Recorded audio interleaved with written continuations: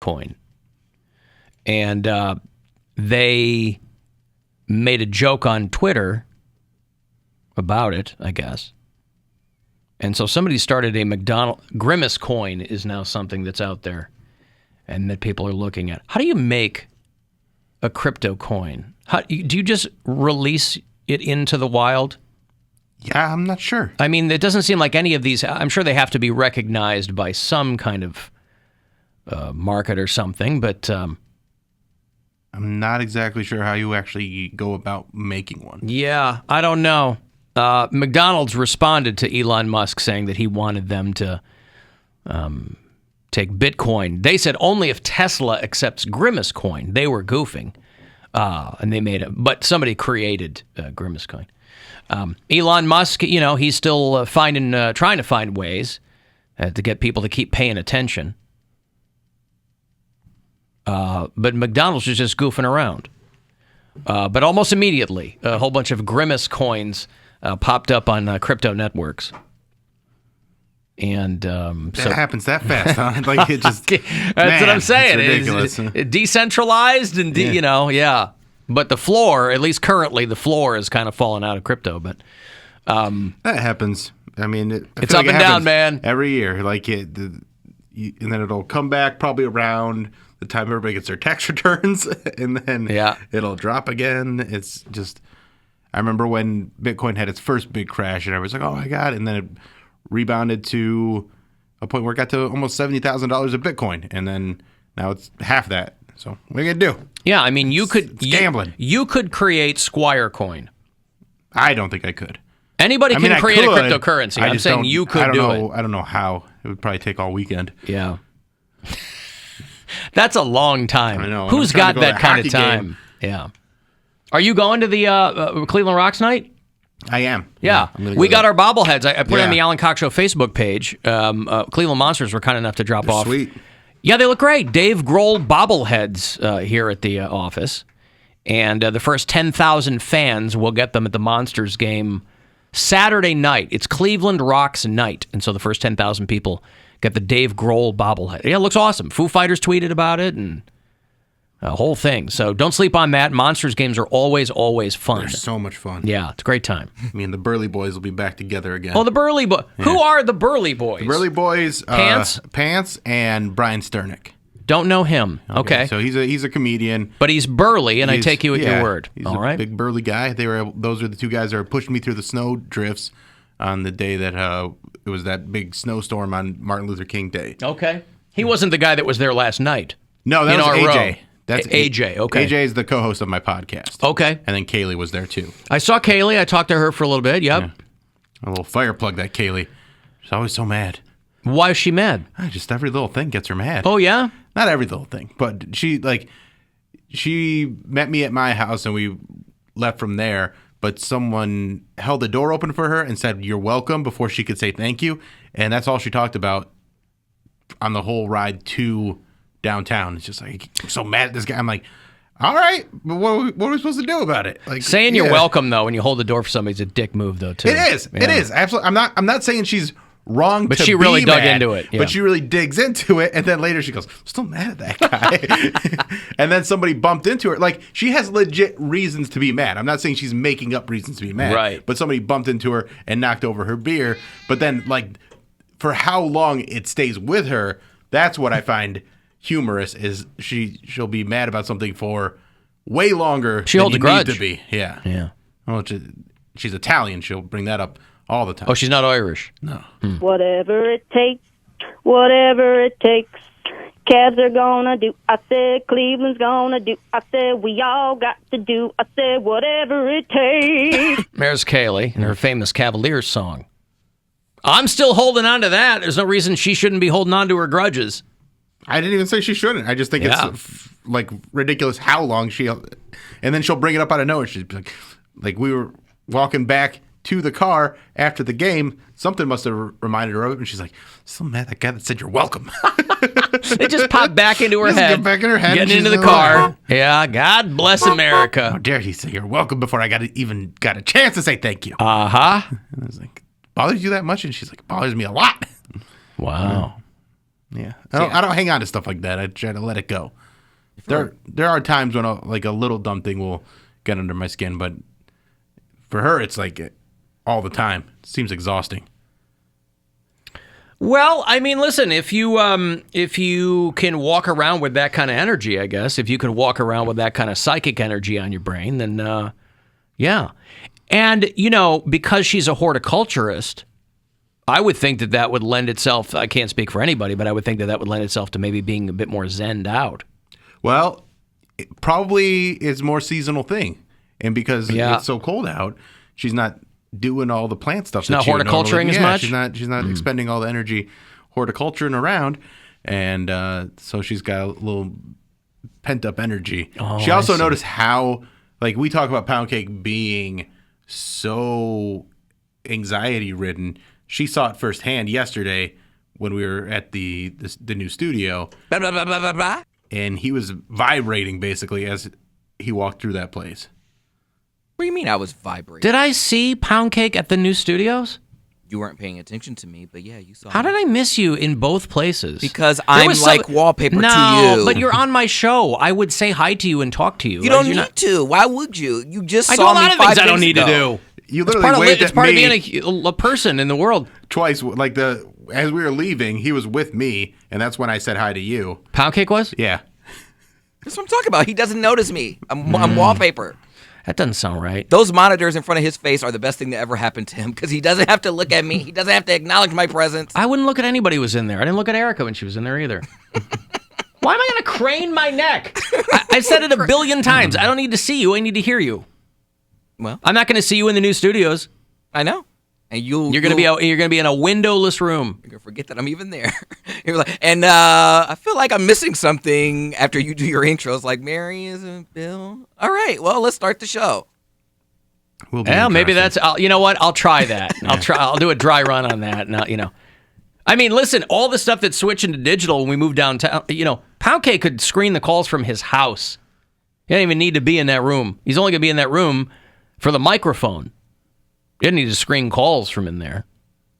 Anyway, I don't know how I missed you at the game and in the studios. I think I hadn't been down there. I was a little overwhelmed by what was going on there, and I was trying to kind of focus in on what I was being told and things explained to me and how things were being laid out. And From the first time we went there, it was it was completely different. Like the first time we went there, it was just a few beams. And now it's actual, built-out studio. Well, that's why I wanted to wait, because I'm like, the construction part isn't going to help me envision what it's going to be. But explain to me how I was anxiety-ridden. That's what Kaylee was saying about you. But what did I do? She just said, the energy that you had and, the way you were kind of fidgety. And you have a very always like that. Yeah, you have a very nervous energy. She's not around you as much as we are. Yeah, she's not around you ever. So hearing you talk about it on the radio is different than seeing it in person.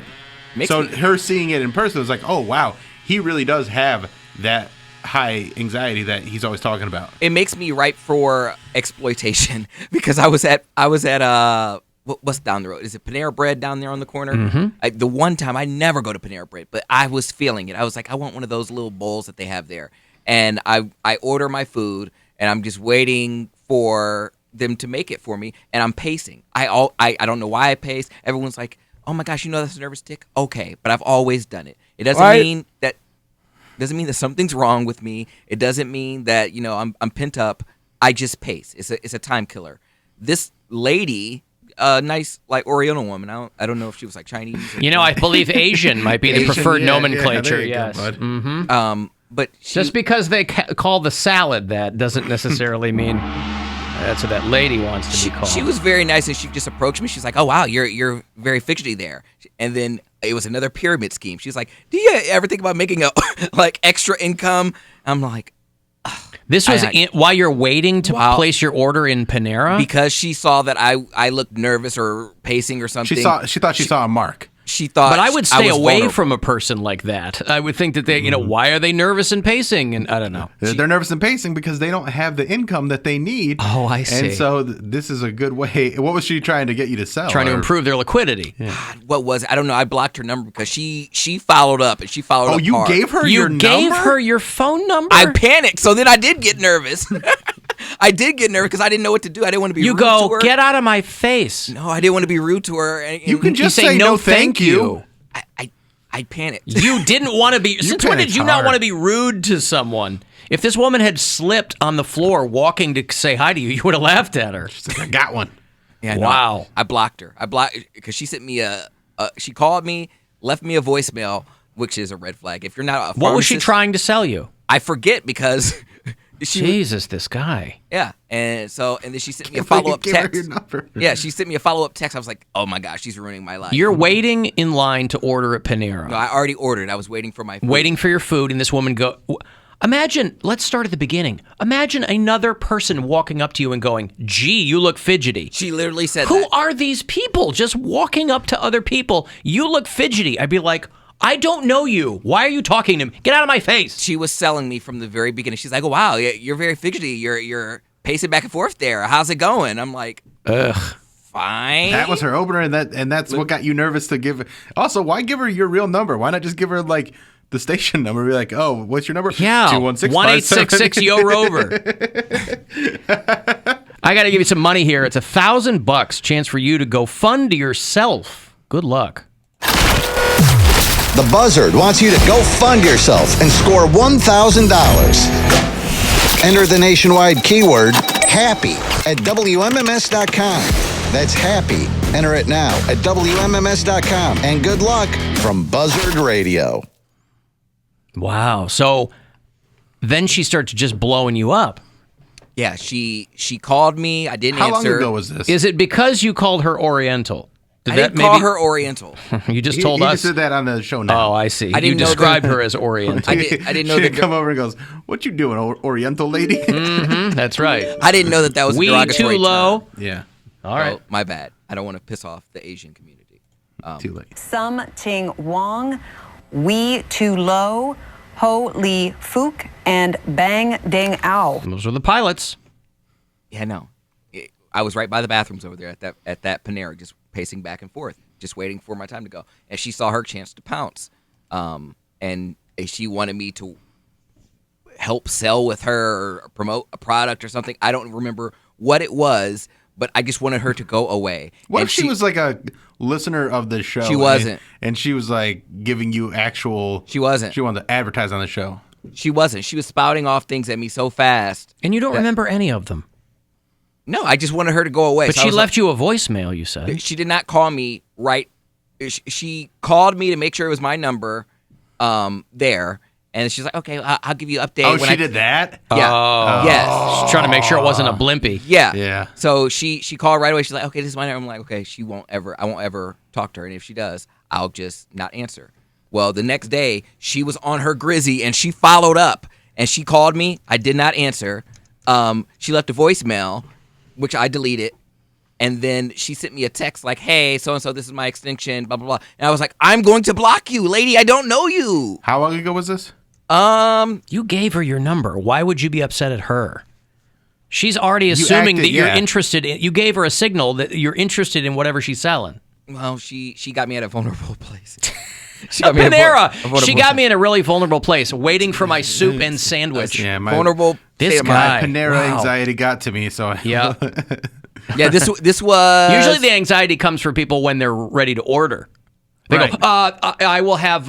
Oh boy, waiting for his food. He's anxious. the anxiety comes Wow. for me at Panera when I see how much it actually costs. You're like, $18 correct. Right. for soup? That's no lie. That is no lie. It's pretty good though. It's $18 for soup. Yeah. I stopped going though because all I would ever get was the tuna sandwich, and I would open it up, and it was like I had to reconstruct it myself. It's like the bread's on one side, the tuna's on the wrapper. I'm like, I got to stop going over. I just can't do it Panera's anymore. glory So- days are over. I would say this was probably like October or November maybe even before that, September maybe of last year. And you're just now telling us about this? Yeah, and I haven't gone back since. I've been afraid because I'm afraid I'm gonna see her. I'm afraid she scared me away because I got approached, and I don't He's want. afraid that Panera is her corner. Yeah. Like literally, she probably goes Have there you every heard the day. good word? Yeah, she probably goes there every day, and I'm afraid that I'll wait in line and she'll see me like, I remember you. You're the same guy that was pacing, the fidgety guy that blocked my number. But what a glorious opportunity to make up some detail-laden story. See, somebody like that, you got to call their bluff by making them walk away from you. By you're too chatty. But I'm really nice. Huh? I'm really nice. I don't do stuff like that. I'm undyingly nice. Undyingly nice. What does undyingly mean? Are we talking about the same person? Unless you piss me off. Show Poundcake is different than real life Poundcake. Real life Poundcake's walking around vibrating in any situation because he's terrified of something. Ghosts. I'm saying somebody's watching him. You like to a lady that's trying to get him into a pyramid scheme, so he just gives her number. Right. And then go on the air and tell everybody what an easy mark you are. Yeah. And how you're undyingly polite. Which I don't know what that means. It doesn't go away. Like to strangers that are nice to me, I have no reason to be rude to them. Again, but it's not rude to say, no, thank you, I'm not interested. It's actually more polite because then you're not wasting their time. But the thing is, she came up to me. Yeah, I could. But if she comes up to you and I was weak. And she's saying this and this and this, and you just go, oh, that's nice, but no thank you. This is just like the same thing that happened. I am like a target for this because I look vulnerable. This is the same thing that happened to me. It's because you don't say no. Because I'm too nice. This is the same thing that happened to me. You're not being nice. There's nothing not nice about saying no thank you. I don't. Okay, well, But trust me, this woman hears no thank you 1,000 times a day. And that's what makes me feel bad about it. Oh, God. But that's what she knows what her hustle is. She knows what she's doing. She knows she's going to get rejected a lot. You wasting her time, making her think that I'm the bad person. You are kind of the bad person. I'm not the bad person. You are. I just wanted my Panera. Listen, you're not the bad person, but you are wasting her time. Well, and again, she'll learn her lesson. Do yourself a favor and be more assertive in those situations and just say no thank you. Because it's that easy. Same thing happened to me when I was on spring break in Panama City. Can I borrow $20, by the way? No. Me too. I know you. You're not a stranger. I know, but I need... Bill, get somebody that he doesn't know to get $20 It's for from a stranger. Him for you. No. Yeah. It's asking for a friend. Yeah. Same thing happened to me. She found him in a very uncomfortable place, Bill. What, like the back of a Volkswagen? Panama City. What, a homeless guy conned you out of $50? No, I had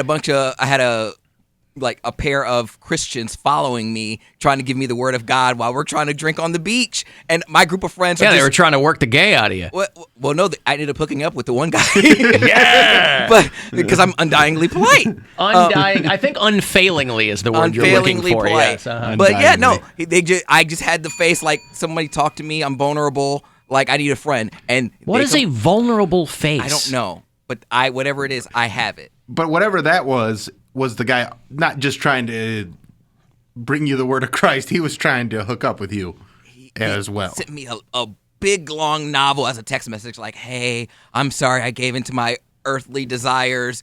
I really didn't want to do that. I haven't done that in a really long time. I'm like, bro, it's spring break. Like, you're on the beach like the rest of us. I haven't done that in a long time, which implies that he's done it before. He had the Bible in his hand. He's trying to pray the gay away. Mm-hmm. And we essentially have like a drum circle full of people. It's my group, and then these two I'm Christians. so glad you said drum.